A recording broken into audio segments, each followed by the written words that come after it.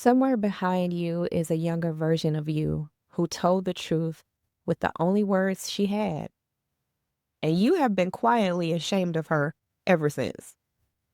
Do not shame the version of you who told the truth imperfectly. She may not have had all the language, but she was not lying. And every day you discredit her, you teach yourself that your knowing needs a permission slip. And that habit is costing you right now in rooms where you feel things you still talk yourself out of. So today we give her her dignity because your purpose story is built on her foundation. I'm Delores, author of The Pastor's Daughter Provoked, Discernment coach, and founder of Tell the Truth Daughter. And here is my admission. I have reread my first book and realized I was naming the wound before I fully understood the system. That was not a flaw in my first memoir. It was the reason, and it is the reason, there gets to be a second one, Daddy Issues. So let me introduce you to the youngest truth teller I know. When I was 13 years old, I saw something in my house that the adults around me couldn't or wouldn't see. I didn't have the vocabulary I have now. I couldn't have named a single tactic or pattern or system. What I had was a knowing and a moment where the knowing said, if nobody speaks, this ends somewhere terrible. So I spoke at 13 with no language, no strategy, no guarantee, just the truth as far as I could see it. And for years, I looked back at that girl and cataloged everything she didn't understand yet. It took me decades to see what she did have. She read the room more clearly than every adult in it, and she acted. Imperfect words, perfect knowing. She wasn't the rough draft of me. She was the proof of me. And here's a pattern I see in so many women. They discredit their early truth just because it wasn't polished. They reread old journals and think, I didn't say it right, so maybe I was wrong. No, that's bad logic. And today, it gets a name so you can catch it working. Your younger self wrote and spoke in what I call survival grammar, the language of a person telling the truth while still inside the thing.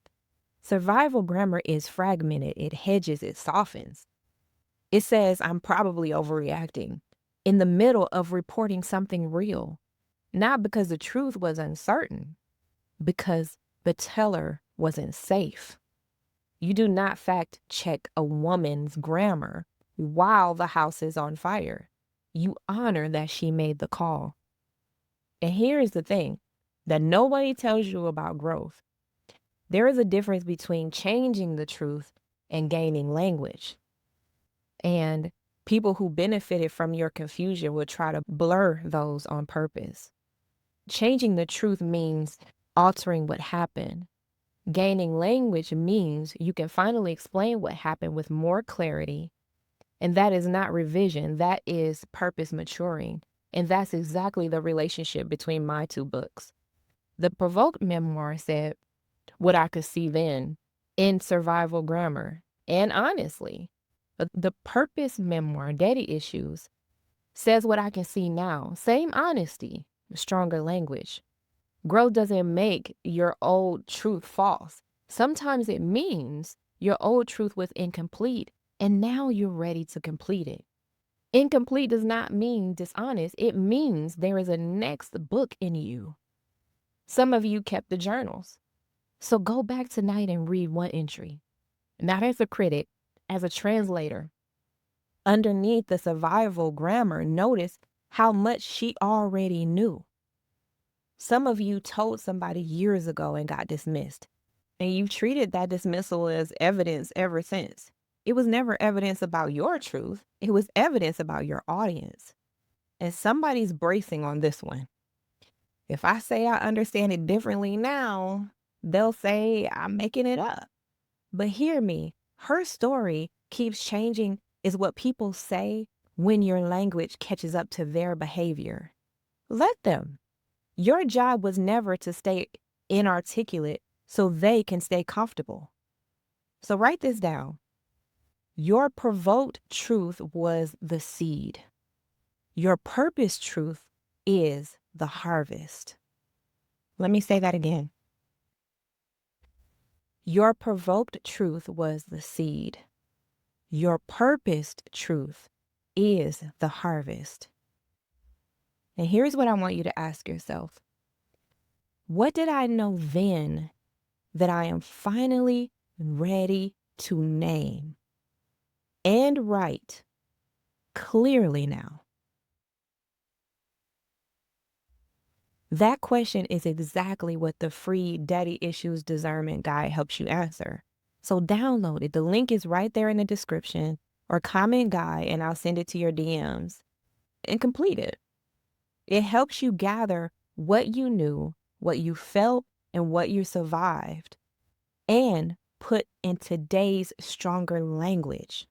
That is the bridge from the provoked draft to the purpose one. And don't hand this to your someday self.